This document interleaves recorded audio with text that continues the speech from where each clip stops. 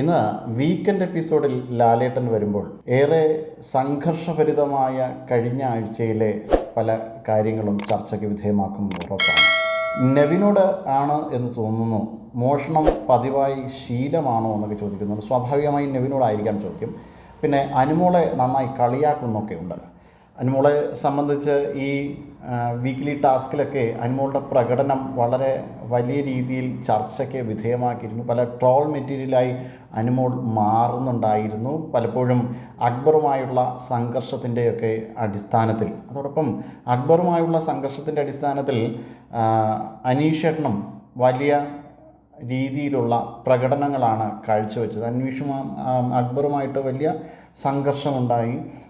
അനീഷിനെതിരെ അക്ബർ വിഷമെന്നൊക്കെയുള്ള ആരോപണങ്ങൾ നടത്തി. അതുമാത്രമല്ല, അനുമോൾക്കെതിരെ അനുമോൾ മാപ്പ് പറയണമെന്നൊക്കെ പറഞ്ഞ് വിവിധ ആരോപണങ്ങൾ അക്ബർ നടത്തിയിരുന്നു. അപ്പോൾ ഇത്തരത്തിൽ ഏറെ സംഘർഷഭരിതമായിരുന്നു കഴിഞ്ഞ ആഴ്ച.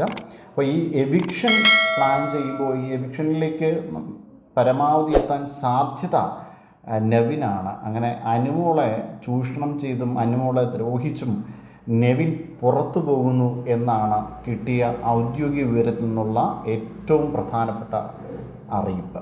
നേരിന്റെ വാർത്തകൾ നിങ്ങളുടെ വിരൽത്തുമ്പിലെത്താനായി സാഗ് ന്യൂസ് ചാനൽ സബ്സ്ക്രൈബ് ചെയ്തും ഷെയർ ചെയ്തും ഒരു ശരിയായ മാധ്യമ നിലപാടിനൊപ്പം നിൽക്കാൻ ഞങ്ങൾ നിങ്ങളെ ക്ഷണിക്കുന്നു.